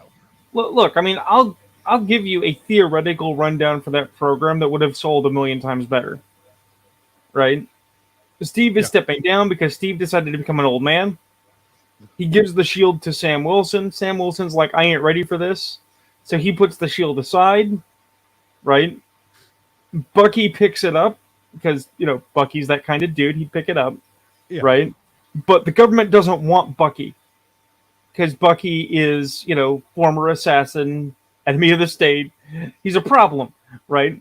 So they decide to promote their own Captain America called USA Agent. You have USA Agent. And you have this war of the 2 ideological Captain Americas, right? One that is extremely anti-government and superheroes for superherodom, right? One that is the government boy, right? And then in the 11th hour, after he has watched all of this go down, right? Sam Wilson steps in, helps Bucky defeat USA Agent, right? And then takes up the shield because now he's ready.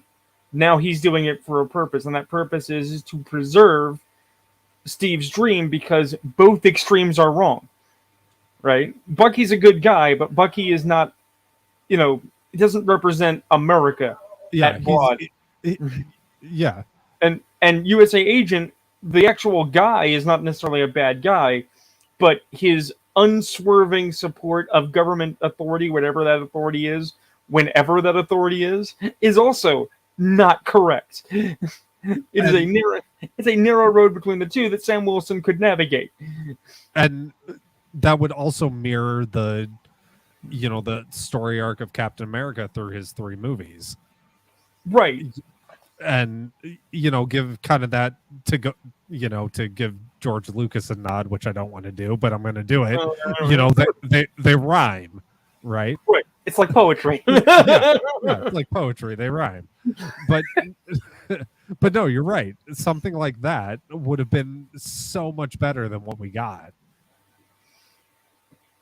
And the thing is that you can even use the other parts that they used so badly, not with a terrorist organization, but you have a bad guy in between, right? The Flag Smasher.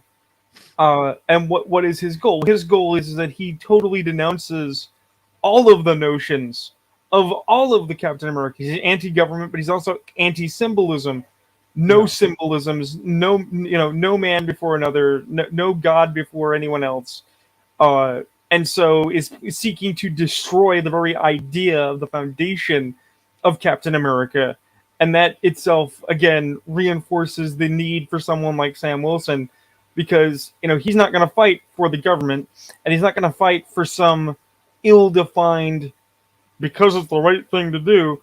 Right? He's going to take a stand against the people that exploit situations to hurt other people.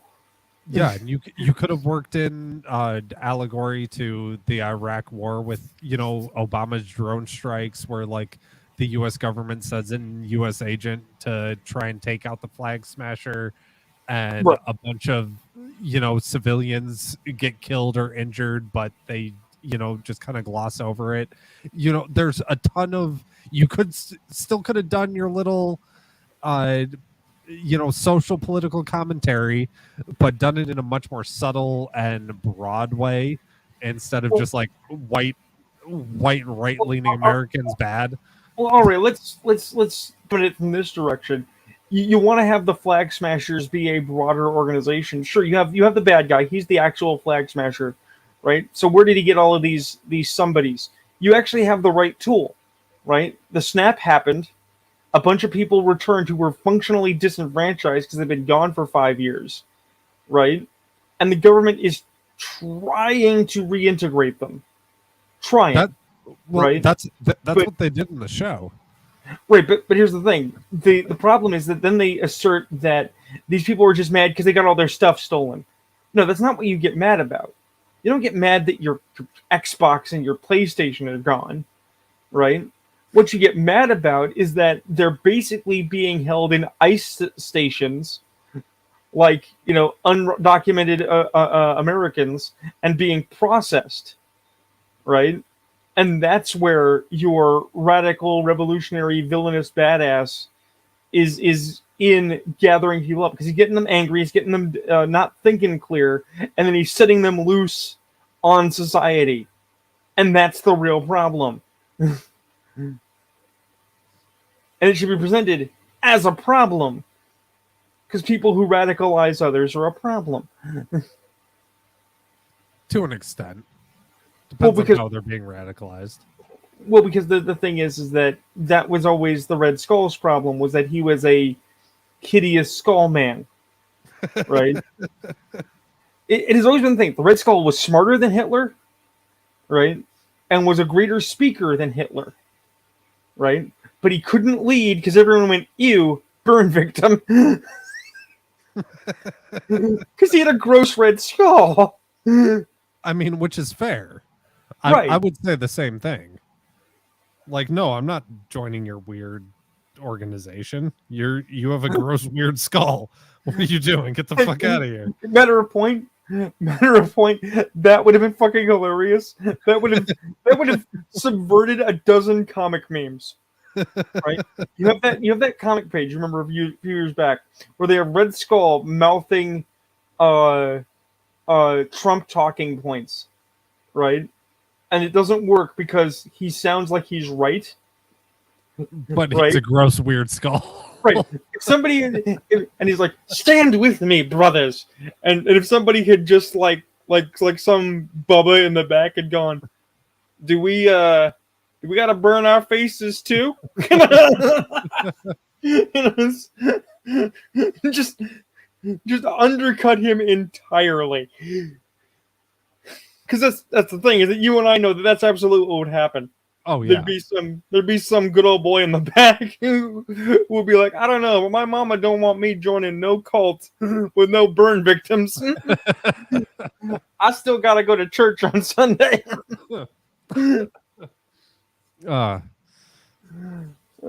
So join us next week where we rewrite the entire Falcon and Winter Soldier show from the ground up. I mean, didn't we just do that? Yeah. Well, I mean, episode for episode, we'll rewrite the whole thing. Okay. I'll get some shoe polish. We'll reenact it. Oh, okay. I mean, where are we gonna find that many Civil War reimagination guys? Oh, that's easy. Don't worry about that. Me and Church got that. Okay. So we're gonna call the first episode of the new Falcon and Winter Soldier "A Birth of a Nation." Yeah. That's horrible. Uh, Ayrton, Falcon and Winter Soldier, the final solution. okay. The next generation. Speaking of, what do you think about the next Captain America movie? The was it Captain America: The New World Order with the Israeli super soldier? Wait a minute. They're gonna have Sabra in a. Yeah. I mean, I'm vaguely okay with that, but no. What I heard was apparently they're going to make a Captain America who is not right wing because they feel that somehow Captain America is intrinsically a right wing symbol, which is news to me when you consider how often Steve Rogers has come out against American extremism and American war profiteering. Well, see, what's weird to me, see, war profiteering, that's not really necessarily a right-wing position. No, that's what I'm getting at. Is for instance, there's a comic I've got. It's really great. It's Punisher and Captain America working together, right? Okay. Because what they're actually taking down are criminals, right? But they're criminals in the the military industrial complex, right? Who were trafficking arms, like military grade arms, out of the military and into the hands of other criminals. Oh, you mean like our pullout of Afghanistan? Right. So they're actually breaking the law, right? But some of them have government ties. They got protection from on high.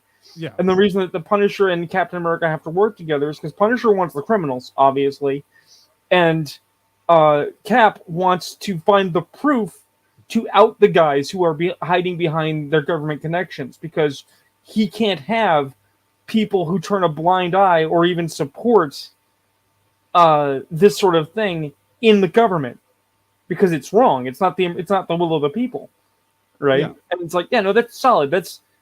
Cap had to take off the uniform, right?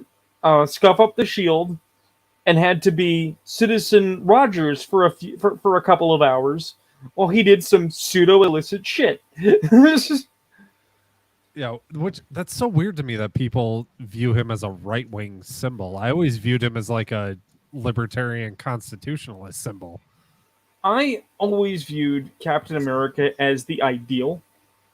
Yeah, he's not libertarian constitutionalist. No. What I mean is that he's neither left, he's neither right. He doesn't have any one particular ideology that he adheres to beyond the fundamental notion that there's right and there's wrong, and there's the good of the people and there's the good of the self, and that sacrifice is not a crime. Like, doing for others is the ideal, right? Captain America is a better person than all of us, and that's always been the thing. We aspire to live up to his example. We don't make it. We ain't that lucky to have someone that good in our lives. I mean, it's why anytime there's a villain rant, and they talk about, people will bore of you and they will try to tear you down, a la Raimi Spider-Man, it works because we actually know in our heart of hearts that if we had the opportunity to have a superhero, after the first week, we'd be on his ass. We'd fucking hate his guts. No matter how good they are, we'd assume they were on the take, on the make, or they were up to something. Well, yeah, just look at Alex Jones. That's the closest real world example we have. Are you honestly saying that he's the hero we need? Yeah. Well, no. Well, yeah, he's the hero we need. No, the hero we deserve. He's the hero we deserve. No, that I'll give you. I won't argue that he's the hero we asked for, but I will freely admit that is as close to a superhero as we're gonna get. And when you consider that he lost his court case and he's a giant public debacle, it's true. So are we just trying to edge out the last 5 minutes of show to see if we can actually make it to around 2 hours? No, I mean, I don't give a shit. I'll end the show earlier than 2 hours. Because we're almost there. We are. We could do 7 minutes of dead air for the people that aren't even here. Can we edge for 7 minutes? Can we do that? I mean, yes, but I don't want to do it having to stare at Viola Davis's face. I'm going to have to change the image I'm looking at.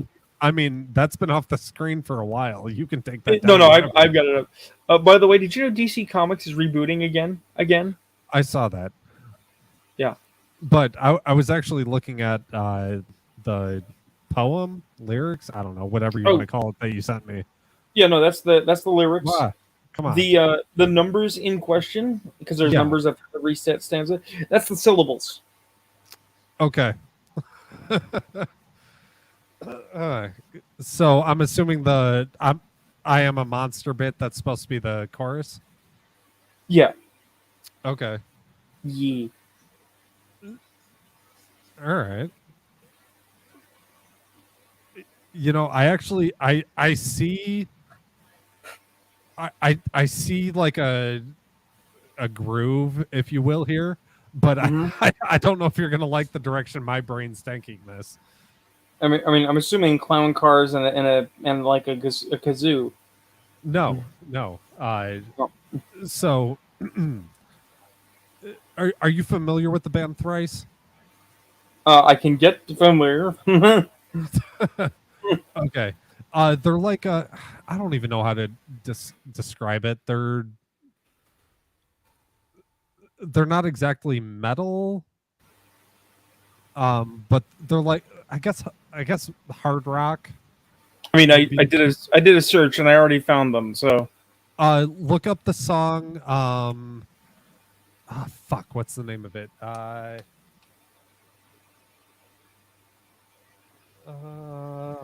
I'm playing it in my head. Give me a second to get to the. God damn it! I can't remember the name of it.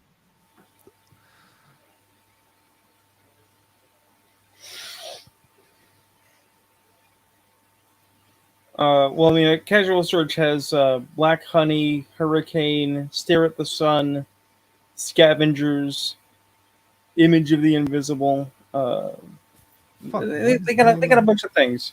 I know they have a bunch of things. Hurricane would be kind of close to what I'm thinking, or what I'm reading, I should say. Mm-hmm. Like reading it, that's kind of the groove I get. But there's another song that I'm. Oh, Stay With Me. That's the one I'm thinking of. Yeah. So look up Thrice, Stay With Me, and just play a bit through till the chorus. Yeah. Don't put it up on screen because I don't know if that'll give us a claim or not. No, this isn't bad. That's the thing. I'm not like a like metal fanatic where if it's not metal, I hate it. No, yeah, I know. Yeah, but I don't assume this is what was in your mind when you wrote this. Mm-hmm. But yeah, like just kind of reading through it, I would also move a few words around. So the chorus. Oh, come on. God, why is Discord so terrible? Retarded. So I would go, I'm a monster, condemned outside, doomed to wander. And then I would skip down and go, I've seen things you would never believe. Then I would repeat those first 3 lines and then go to the there's a gold in the dark, it glitters but deadly, and then repeat those 3 lines and then go to the you shouldn't follow me, and that would be the chorus. Is how I would rework this into a musical context. Right. Well, that's the thing, is I don't have the musical background to know the difference between these are some fun words I put on text and this is a musical structure. Which is why I'm like, I should talk to my musical friend about this because he knows. Well, so my one of my high school bands, the so the keyboardist, we were like a 5-piece. She wrote poetry, and that's actually how the band started. Is me and her were hanging out, and she was showing me some of it, and I was reading it. And when I read poetry, like I normally read it to a rhythm, like my brain will just automatically start kind of putting a rhythm to it. And I kind of picked up a guitar to one of them and started kind of like, picking around on something. And I was like, this would make a great song. Like, can I turn this into a song? And she said, sure. She gave me a few other pieces. Like I read through some more pieces and, found some other ones that kind of like stuck out. And again, she played piano. So I was like, do you want to like join and play keyboard? Because I would love some keyboard parts, do some cool organ stuff and like, some like dramatic strings and certain parts of other songs and stuff like that. So that was actually, I think we had like 7 songs, and that's what I would do. She would give me poetry. I'd sit there and I'd read through it a few times. I'd kind of get a groove going. I'd get a melody going, and then kind of like a feel to put it into whatever key, whether it's like like your minor, major, whatever sort of feel the song was supposed to have. And move some words around and like rewrite some of the stuff out. Like, okay, this would sound better here. This line, I like this line, but it works better here than over here, and stuff like that. Yeah, that's how. For one of the bands I was in, that's how I wrote our entire catalog. Was doing that sort of stuff, and it was drastic. So we were kind of weird. Whereas so the setup of the band, right? Mm-hmm. So there was me. I'm a hard blues guitarist. The bass player is a jazz guy. The drummer was like kind of like a hard just kind of modern rock sort of drummer, just like real heavy sort of hits and stuff. Our singer. And she would also play some rhythm guitar on a couple of tracks. She was a more kind of folky sort of tone. Like when she was 16, she sounded like she'd been smoking for 20 years.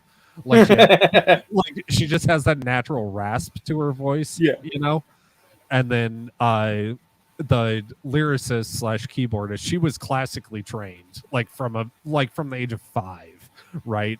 You could set a piece of music in front of her and she could play it perfectly. But if I told her to like write her own parts, like here's the structure and the key we're in, and like the general progression, she could not write her own parts. So I would have to write all of them for her and write them out and tell her what to play.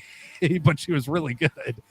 So what I would do is after I got kind of the basic flow of the song written out and stuff, I'd start playing it, right? Whatever like the groove was or guitar riff or whatever that I wrote, I'd start playing it. And I kind of tell the rest of the band, like, okay, this is kind of my idea, what I'm kind of like envisioning for the song. And just slowly, one by one, like the singer, she'd start kind of humming out a melody and like figure out her vocal part. Right. And like one by one, like with like all of these vast, like different musical backgrounds, we'd slowly piece together these songs. Like over time, like each throwing our own little spices in. Like the bass player would be like, oh, what about in this part if instead of doing like this transition, we did this? And because he's a jazz guy, it was something I wouldn't necessarily have thought of to like do this kind of transition, because in a blues sense, it's very like, it's a much more simple like structure as far as like changes of a song, but it's much more open as far as expression. Whereas jazz, it's all these like it's all these like weird changes that I don't understand because I'm not a jazz guy. It was really, really fun and really cool. Well, see, I met a young lady recently, and we were talking about my writing, and I was pointing out that I'm actually very bad at poetry. And I showed them a little blurb I had done. They were like, "Oh no, that's really good." I'm like, "Okay, well, here's something else I had done." And because of that, on a whim, I just scribbled this down. I was like, I gotta show my music friend this sort of thing. But I think the perfect note to leave on, the perfect note for you to say goodnight, everybody, is Novel Bro cropped in. So one viewer in the 11th hour at the last minute. We say had a couple eating- people pop in throughout the show. You Sweet. just didn't notice. But to saying eating meat isn't racist until you eat a beef burger in front of an Indian man. I'm gonna assume he means East Indian, and not like Irony Ice Cody just standing there on a horse with a single tear going down his cheek as you eat a burger. I'm assuming he means feather, not dot, or dot, not feather. Yeah, I was saying. Jeez, what the hell is going up with my soundboard tonight? Anyways, I don't know. All right, you just got really loud in my ears. Oh God! Oh no! Okay. And then Ayrton was dead.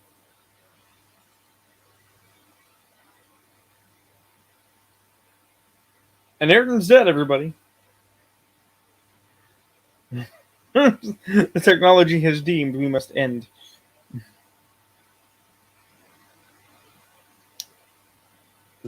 Okay. Oh, Right. It muted me. Okay. All right. We're saying I'm starting to have technical issues. I literally said, "You're dead. It has deemed we're done." Good night, everybody.